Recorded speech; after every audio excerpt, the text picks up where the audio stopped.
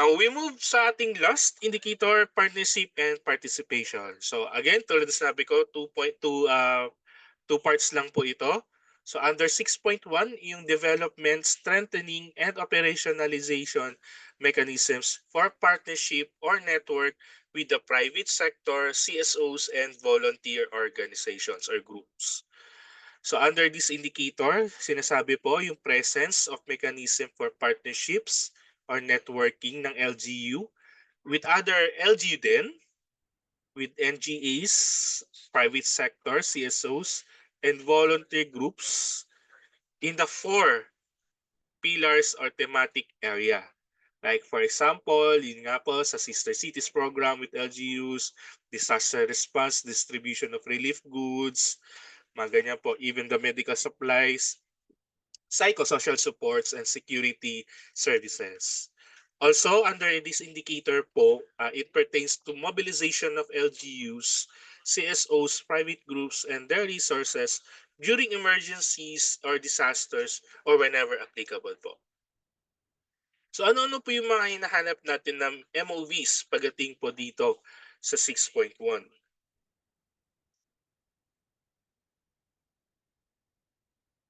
So dapat po si LGU makapag-provide na kanilang list of accredited CSOs, private groups, or volunteers. Also, yung mga service level agreements or MOU, notarized MOA, kung mapapansin nyo, madalas na mababasa nyo, MOA ay may kaakibat na salitang notarized. So, kailangan po notarized yung MOA. With kapwa LGU, CSO, private groups, and organized volunteers. Kung meron pong listahan na accredited CSOs, of course, dapat kasama dito yung kanilang mga certificate of accreditations. Any means of recognitions po from na na-receive ni LGUs from local, regional, or national. Mga post-activity reports, and also signed and approved contingency plan in the incident action plan for LGUs with disasters. So, paano po natin i-scorean ang item na to, ang indicator na ito? So, 0 kapag wala po na-provide na any means of partnership or mobilization with LGU, CSO, private groups, volunteers, and their resources during emergencies or disasters. So, kapag wala po na kahit anong MOVs, that's 0 point. 1 point, makakuha si LGU kapag nakapagpakita po siya ng any means of mechanisms for partnership or network of the LGU with other local government units, NGAs, private sector, CSOs, and volunteer groups in any of the 4 pillars of the thematic area. So when we say any, kahit isa lang po sa pillar na yon, at tapos isang mechanism po ng partnership under 1 pillar, like for example, preparedness, yun po, considered siya. So bibigyan po natin siya ng 1 point. Also, kailangan, aside from the mechanism na to, na-mobilize din po ni LGU itong mga LGU, CSOs, and private groups na to during emergencies or disasters with established MIT EOC whenever applicable po. Okay, yung mobilization part kapag ano lang po, kapag may emergencies or during disasters po. 2 points or compliant for point ang bibigay natin kay LGU kapag yung kanilang mechanisms for partnerships or networks is any 2 of the 4 thematic areas. So hindi lang po isa, kundi dalawa po do sa thematic area. It's either prevention and mitigation and rehab and recovery, or pwede rin po na preparedness and response po. Yan. Then, meron po dapat mapakita na means of recognitions na na-receive sa LGU based from these partnerships. And then, na-mobilize nila whenever applicable yung kanilang mga partners na to during emergencies and disasters. So that's the 2 points po. To elevate that into a premium point or 3 points, yung itong mechanisms po is dapat across all 4 or dapat kumpleto po yung 4 thematic pillars. Like meaning to say, meron pong isang partnership sila or networks sila from LGUs, CSOs, and other sectors under prevention mitigation, under preparedness, under rehab and recovery, and under response. So yun po dapat po malinaw, 4 po iyon. Then also, nakatanggap din po sila ng any means of recognition from these partners and networking.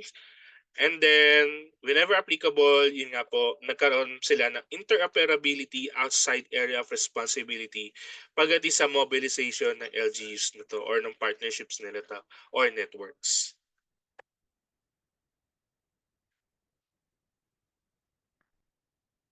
So, again, 0 points, wala. 1 point, at least, isa sa 4 thematic pillars, meron sila identified for this partnerships and networks. 2 points are compliant for point kapag at least 2 or any 2 of the 4 thematic areas and also naka-receive ng recognition. And then premium point kapag all thematic areas plus any means of recognition. Then of course, whenever applicable across all these ratings natin is yung mobilization po when it comes to emergencies and disasters. Secretariat, nawala yung presentation.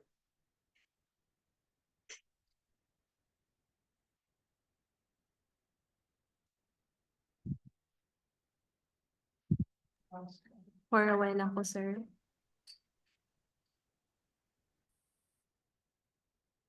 So, for the last part,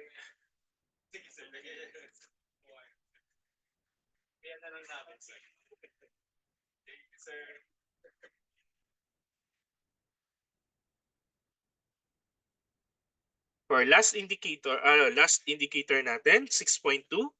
Ito naman po ay patungkol sa participation on other external activities set by higher DRM councils.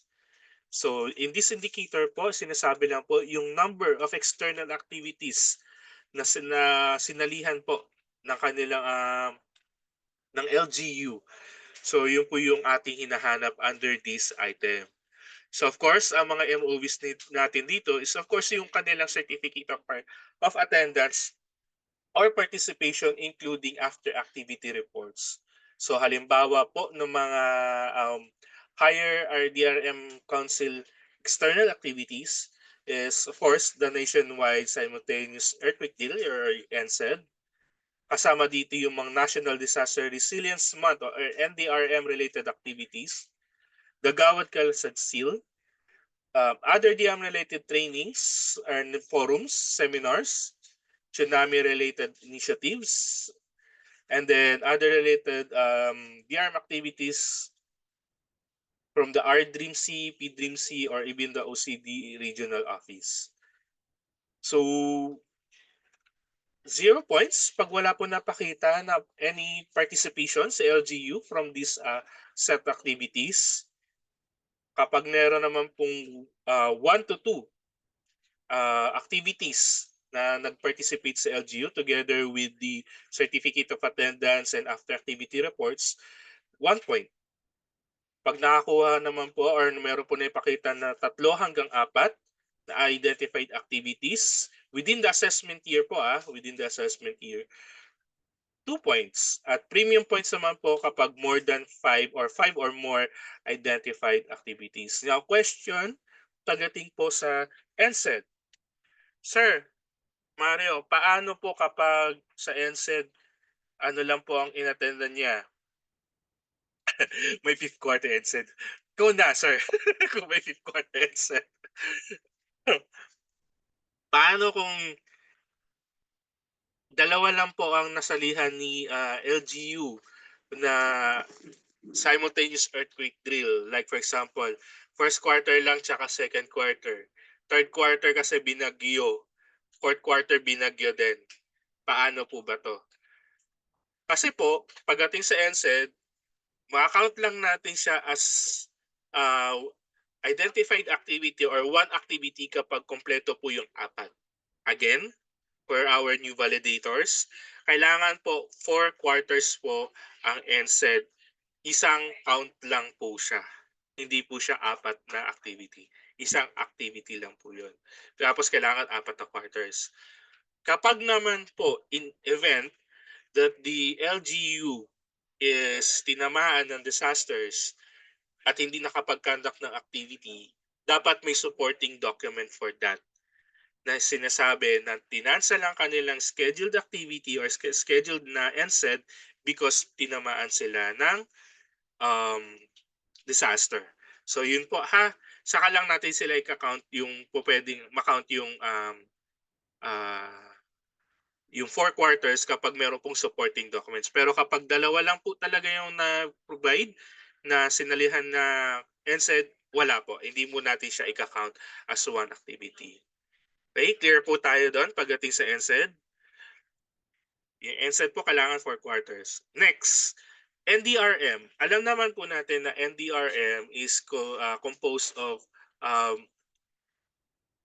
many activities sa loob ng month na to. So hindi lang po siya isang activity lang. The NDRM composed of um, many related activities.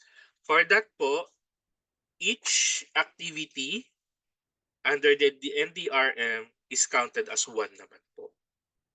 Okay? Each activity is counted separately, ika nga, pagdating sa NDRM. So kung nag-conduct sila ng CIMEX, na nag-conduct ng symposium or um, any related na seminars, magkaibang ano po yun, count po siya. Okay? So yun po, with that, pagdating po sa fourth column, kindly identify po, pa-identify tayo kay LGU, ano-ano po yung mga external activities na po ito.